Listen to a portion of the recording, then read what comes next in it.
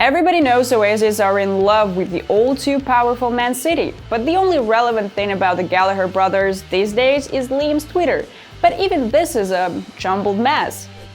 Turn it upside down, take arguably the most popular rock band in the UK now that support a club on the fringes of the lower divisions.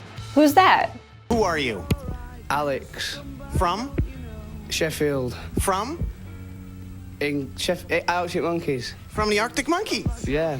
Arctic Monkeys are from Sheffield, a major British city and a home to two historic football clubs, Sheffield United and Sheffield Wednesday. United have been more successful in recent years, although the standard of success for both clubs now is to try not to get relegated in the first season. But it's Wednesday that the musicians support. You have to make a choice between the two clubs, said the band's frontman Alex Turner when asked about picking Wednesday over United.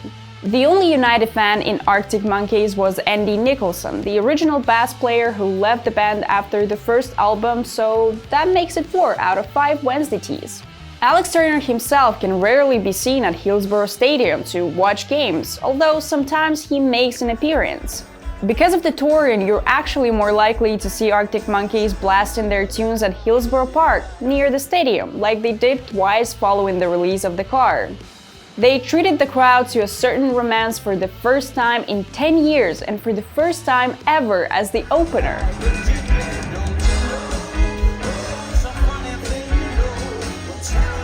That tells you how special Sheffield is to the band.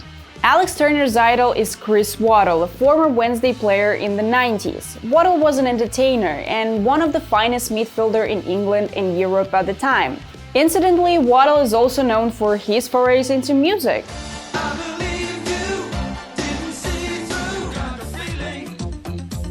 As you can hear, it is not Chris Waddle the musician that Alex idolized, but Waddle the footballer. He said, "When I was a kid, I had a shirt with his number on it. Even today, when I'm feeling a bit sad, I sometimes watch videos of his best moves to cheer me up." When the Monkeys played in Newcastle in 2018, they had been made aware Waddle would be in the crowd. So right after finishing playing Marty Baum, Alex paid tribute to his hero by singing "There's Only One Chrissy Waddle." Chrissy Waddle. There's only one Chrissy Waddle.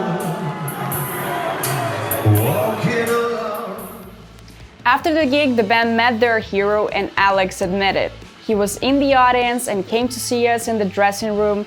Facing him, I was as if petrified as I listened to him telling stories of his time at Wednesday." So for all the Arctic Monkeys fans watching this video, here's a bit of key information about your new favorite football club. First of all, it's called Wednesday because it was on Wednesdays that the founding members had a half day of work back in the 19th century to play cricket. Football became the new national sport only a few decades later. The club uses the owl as its symbol and mascot, and if one of the previous crests featured a minimalistic owl, the current one is definitely one of the most visually pleasing crests in England.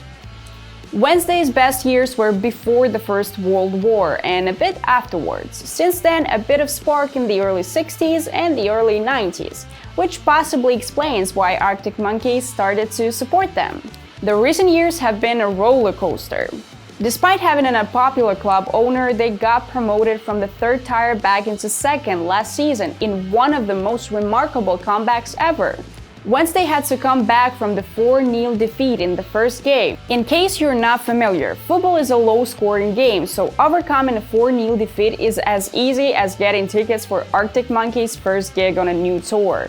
One Wednesday fan got so pissed at the result he ripped up his ticket for the home clash on camera and apparently missed the game of his life because Wednesday won the game and the tie.